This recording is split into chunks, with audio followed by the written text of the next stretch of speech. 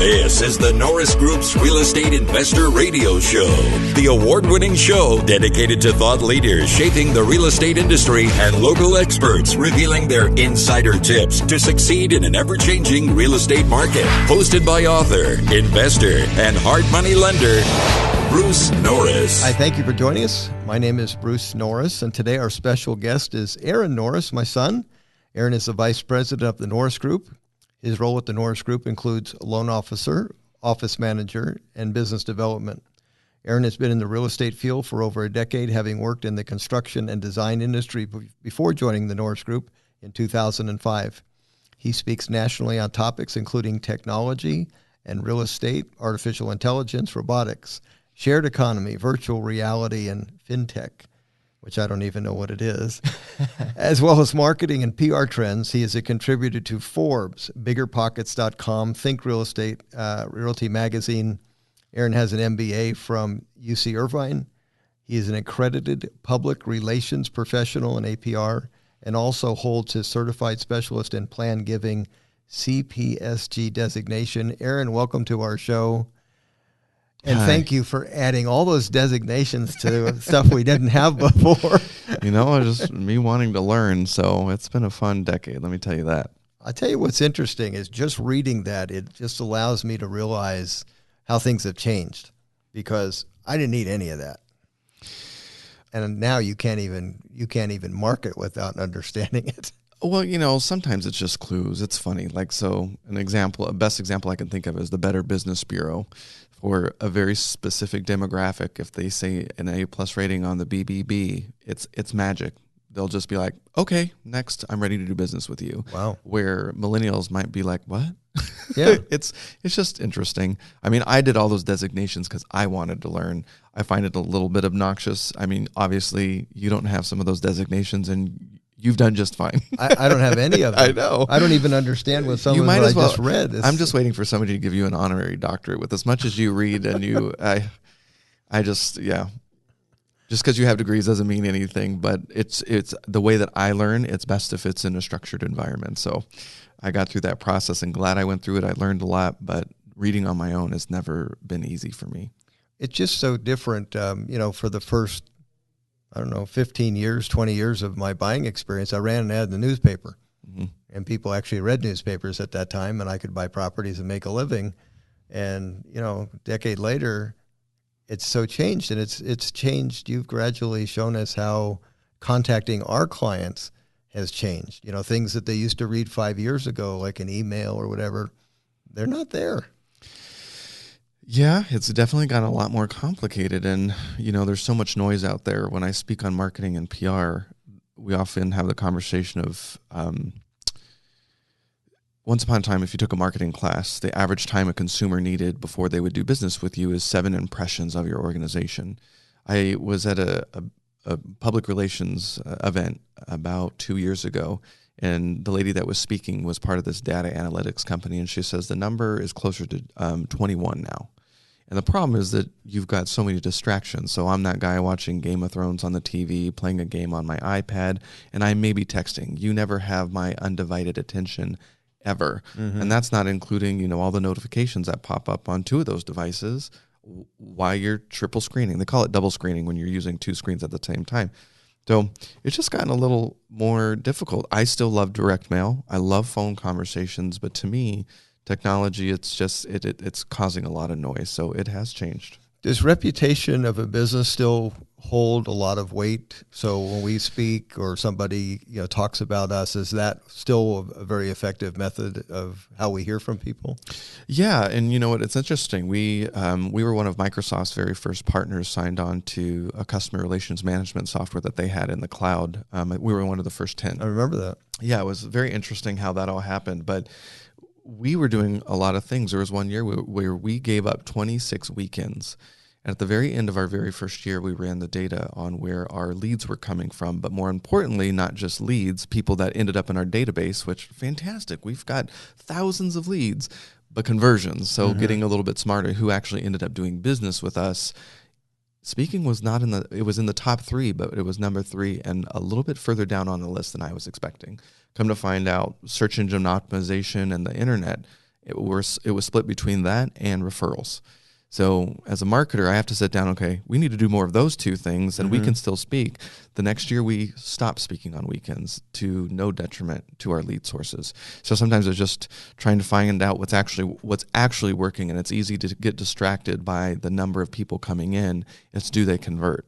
So I've always had a very unique opinion on emails and how we contact people. I'm always about white hat strategy, and there's marketers that completely disagree with me. What is a white house strategy? White hat strategy means that you're always doing what's not always expedient and easiest. So I can buy 100,000 friends on Twitter, but it doesn't mean they're actually my friends or they care about what we actually do.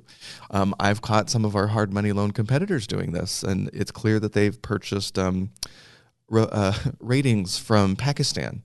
You can tell by the broken English, and you can sort of source where they're coming from. At any moment in time, Facebook can go, you don't do hard monies in Pakistan, and all these are junk. Wow. So they've decimated their reputation online, and they don't even know it. And when it happens, they'll have to start completely over to their detriment. So if you don't know that that's coming, it's just a detriment. And some people who don't put on their real marketing long-term strategy hat, they'll get sold by a marketing company just trying to show numbers and Facebook friends and likes, and that's just not the most important piece. What I think I'm most excited for you and for the company is that you're creating your own identity of expertise. So I've had the timing space, and I think you're going to have like the future space. You go to these tech shows. That's one of the perks of being kind of connected to the media now. You have a press card and you get invited to stuff. Yeah, that's pretty weird to be at that table, just being in a creator for so long, and because we've really focused on information. We don't sell on the show. So, we've started to become media Switzerland. It's not unusual for me to get a phone call just with a reporter wanting to talk shop and get questions, and there's no expectation that we're going to be covered in the source, but they see us as a safe place to get good information. We've positioned ourselves as a leader in the space, and that takes time. That's not something that happens overnight. The tech show in Vegas that you got invited to, that was kind of an invitation-only event, right? Right. I belong to the National Association of Real Estate Editors because of I Survive Real Estate and our radio show that we've done over the years. So the only two investor sources at the conferences that I go to are typically me or Bigger Pockets, and then it's all just the regular media. But yeah, the Consumer Electronics Show and the Builder Show, because I was part of that organization. But getting into that organization took over 10 years building this program. Wow. And showing that we were adding value. Keyword there. What were your takeaways from those shows? It's the changing of an industry, basically. The Consumer Electronics Show was interesting. I think it was a little bit different than I thought it was going to be. I guess I was really expecting to see a lot more forward-looking stuff, and I was there specifically to understand artificial intelligence and the connection with Amazon Alexa and Google Home and Apple and all these big companies fighting for the way to be your ecosystem of choice, and how they're all positioning and the hardware they're producing to support that. I was interested in learning more about blockchain and robotics and how we're going to live in the future. Heard a lot of really interesting things, about somebody from Toyota made an interesting observation, maybe in 10 years' time, the average household won't need new cars. So we're going to be willing to spend the extra money on a robot assistant for the home. So, which I got to meet a handful of those. So you've got Pepper or Temmie, and they'll be doing everything from working with seniors, telling them jokes, reminding them to take your medication to seriously, they're really positioning to be caretakers. There was a panel there. I ended up taking a big health track. There was a lot of great education there. But one of the panelist members, I forget who he was with, but he said 80% of healthcare is actually going to take place in the home because of wearables and robotics. So all of this technology is sort of coming together, and putting my real estate investor hat on. Okay, how does that change design? And it was very fun. There was a robotics panel, and they were all sort of showing off some really cool. They were people, though, right? Oh, they're very fun. True. They were all up on stage, and I got up and asked the question. I'm in real estate investing and building. Mm-hmm. Is there anything that you would suggest that we change in our design process to be more robot friendly. I wrote, I think it was in a Forbes article I wrote, coming soon to the MLS, robot friendly home kind of thing, or robot accessible. It's silly things like, okay, no shag carpet, even though that's not in, stairs, get rid of those, high thresholds, things like that. But that becomes a tiebreaker ultimately. Yeah. And that's why our builder, the partner in Florida, he goes to those. Yeah.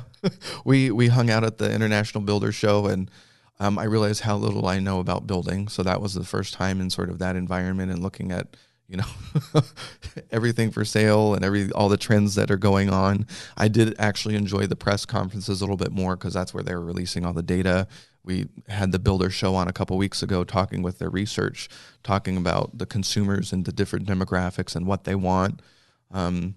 So I've definitely inherited that piece from you. I like looking at all the data. So from the recent reports that California Association of Realtors just put out about what consumers want in the buying process, from the home, the neighborhoods, and the state that they're moving to. And then you see from the builder's perspective, real estate investors, what's interesting is we sort of have to know a little bit of all that stuff because it ties into what we're doing. Well, I know for most of the people, there was a timing report we did probably a little over 2 years ago where you had a chapter. Yeah. And to me, that was fascinating. And although I probably was not able to absorb 50% of it, it was great for the exposure. And I think that's going to be the niche that you will own. And that is an annual necessity because things change so fast. Yeah, I've actually taken that on the road for the last couple of years. And what's fun and stressful about it is every time I do it, it changes because new things are coming at us all the time in the different buckets of what I cover in there. So I think it's going to catch people off guard how quickly it actually happens. That's the thing I think is coming, is speed to that, because you have a lot of big money chasing first-time events. And so you're going to have some results when you throw that much money at things. Yeah, the biggest thing that I'm looking at right now from just strictly the technology sector, forget everything going on in the real estate space, but the 5G connection. I was hoping for clarity in January at the CES show, and I didn't get it, and I felt better knowing that nobody else knew either. So people are using it as a marketing tool when it's not really a reality. I know some people at Los Angeles Department of Water and Power, and I asked them, it would only make sense if they're talking to you because the technology requires a lot more antennas to work a lot closer together. The only person with that much real estate is a utility company with poles that they can put those on. So they haven't started that en masse. So if you're not doing that in the city of Los Angeles, you're doing it wrong because the demographics are largely millennial. There's a lot of young millennials that live like majorly in the Los Angeles County area. So that would be probably one of their main rollouts, you would think. They're talking about by April, I forget which company is going to start rolling it out in some markets, but it's a race. But what that does is all of a sudden driverless cars, no issue, not a problem at all. It allows you to do things like artificial or virtual reality that is completely wearable because you're not tethered to a computer. So batteries are getting smaller. When you no longer have to have the data actually on the device and it's just connected to and it's an immediate communication. Yeah. All of a sudden, think about how small things can get. So one of the very first devices I saw at CES was a hearing aid that could transcribe language in real time. It could detect the fall of like a senior. It could, it's monitoring your heart rate. It did all these things. So it's no longer just a heart rate monitor. Wow. So there's this convergence because no longer you don't have to have a hard drive hanging out of your ear to work. So when all these things get smaller, the batteries get smaller, you no longer have to have all the computing power on board. I really think we're not going to be looking at computer screens or at least cell phone screens in short order, especially when 5G comes out, because wearables. So Apple just came out with their watch to where it's like EKG kind of data coming through and that they're, you've got on your wrist, and it's not just a watch. It's now a healthcare monitor. Yes. It's texting. Sandy bought me one. I'm trying to figure out how to work it. Yeah, it's just going to happen fast. So there's a lot of stuff, and I know it doesn't seem like it carries over to real estate, but it could certainly change where we move, why we move. Even trends in just what people are buying and why. That's real important. If you're in the building business, you get one step ahead of that one. That's a big deal. Yeah. Okay, let's talk a little bit about investing in Florida. You've been experienced at it now yourself. So what was your first exposure to owning something in Florida? Well, Greg was out there flipping properties, and he's like, I don't want this one. Do you want it? So it was in the Orlando market. It was a condo. I had some cash laying around, so it was very unique. It's the weirdest condo I've ever been a part of. So it's a 2.5, 1,800 square feet, a little larger, 2-story, and it's got its own little mini pool in the backyard. It's a that's really pretty unique common space. in Florida. And in higher-end condos, that's what Dalton will build for people, like a track of that type. Oh, yeah. And so it's done well. I've had a great renter in there. I put 20 grand in it, and I would live in this place. Yeah. It's really nice. Isn't that interesting that all of our rentals in Florida have that attached to it, that you'd live there, like all the stuff in Leesburg? Mm-hmm. I mean, that's a nice area. Yeah, when I do speaking, I always talk about how I got in the business, because I think that's the most fascinating piece of what we do is everybody comes at this from a different angle. You know, I used to be an actor in New York, and here I am making up for financial lost times as an actor in New York. I had a great time, and there's no regrets, but so this is my first real estate cycle. So, you know, I've got a lot of condos that I bought at the bottom of the market. I've got these rentals are from the 70s and 80s. I'm tired of dealing with the repairs, and they've done their job. So we've been talking a lot about that. Has it done its job? Yeah. So moving from one single family property here in the Riverside area to 3 brand new homes in Florida, going from $1,325 in rent to 3 houses that have $1,325 in rent. That was a very powerful moment. Like, I just didn't fully appreciate. So I'm all in. That I'm all about. I've learned that I'm definitely a buy and hold investor. I guess Mick Blackwell has just really gotten into my head, and that's been the goal. So I'm looking forward to doing as many as possible. You know, the idea of the Florida boot camp really came from our own experiences. Yeah. Like that exchange that you did and the things that I did and the happiness that we've had over the last couple of years in owning that inventory as opposed to owning what we had before. Mm-hmm. And then you sort of get this idea that, okay, I'd like to share it. That's usually part of our business model is that wherever we're doing, if we're going to get out of California in 2006, we write a document about it. So now we wrote this document about California on borrowed time, and the idea was, you know, if you're going to exchange someplace, this makes a lot of sense to me. This is why I did it. So we recently just had a boot camp, and one of the goals for me, because I knew the investors had a lot of experience, and they're used to making their own hands-on decisions. The biggest thing that I thought we needed to accomplish in the boot camp when we had 70 people? Yeah. Okay. And then we intentionally made it a small group. We had other people want to go. We have another group that wants to go, but we thought smaller would be better. Yes, and I'm glad we did that. Yeah, that was big and important because there was allowed personal attention during the last day and a half for people to talk to the team. But one of the things that was really great is that when I was up there interviewing each of the people, and then we all got up there, as they were responding to questions, I could see that there was a level of acceptance that had happened. Mm-hmm. Is that you could just say, wow, these guys are the pros. Yeah. I don't need to fly back to Florida to check out my stuff. Yeah, and you know, that responsibility is intense. So it's been a journey. I mean, the book that we created was 190 pages, and we honestly didn't go over it a lot because we're going to leverage the portal for that. So we're creating videos on everything from endangered species to utility systems for properties. There's a lot that goes into it, but I know, you know, my first time out there, how do you get to know an area? Yeah, and pick a lot and know that I could stand on the lot for a week and I still wouldn't make the decision that somebody that's been there for 30 years would make. There's no way. Well, and the danger of showing up and just wearing your California hat. Yep. You would have made at least 5 mistakes that, especially if you were in a 1031 exchange, could blow up your timeline and you would be paying a lot of money in taxes. Yeah. So my favorite is there's one particular endangered species that if it happens to be in breeding season and you get caught, you could get on hold for 5 months before you can solve the issue. So if just going into a different market and just not know what you're looking at, assuming, you start sending out mailers, you're like, look at the great deal I got, and you just find out you get hosed. It's just, we did not take that book lightly and the trip lightly, and our goal was, definitely, you spent an hour with everybody there, and they all came after the timing report, so they knew why they were going from the timing report. Yeah, those meetings were individual, either on the phone or in person. That was their choice, either one. And that was exactly what I needed to do. I needed to qualify them to make sure that that was a good fit for them to do this, and also look at their inventory and honestly say, yeah, I would keep this inventory in California if I were you. And this is the stuff I'd get rid of because this is what gets nailed. You know it. That's why you bought it so cheap in the first place. In a next downturn, even if the downturn's mild, this inventory gets killed. That's what happens. So why not trade something that's 40 years old in a so-so area for a new house?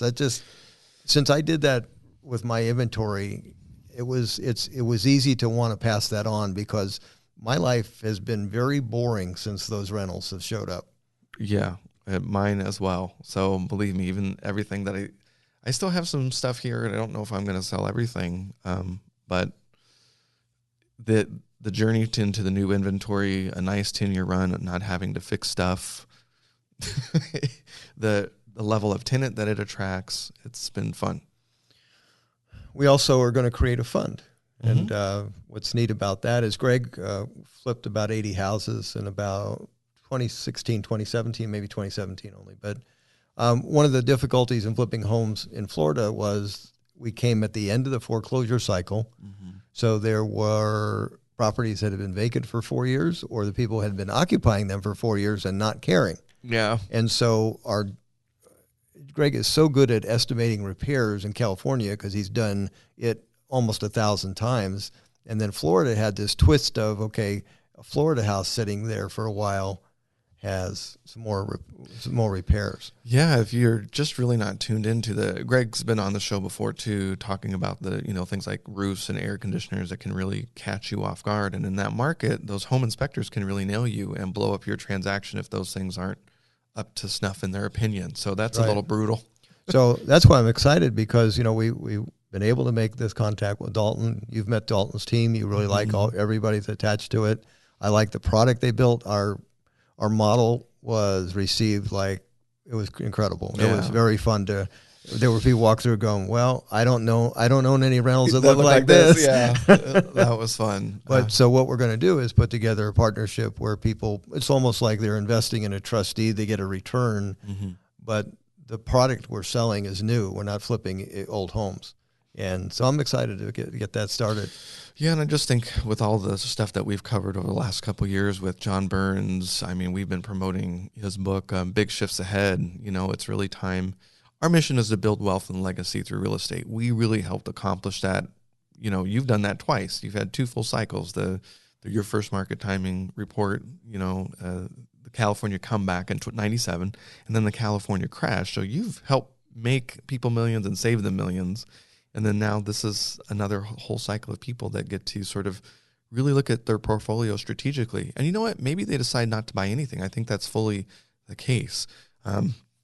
But for them to be grateful to have gone through the processes, how we looked at the market and the data and all that kind of stuff, it was fun. We got some good feedback. It was very rewarding.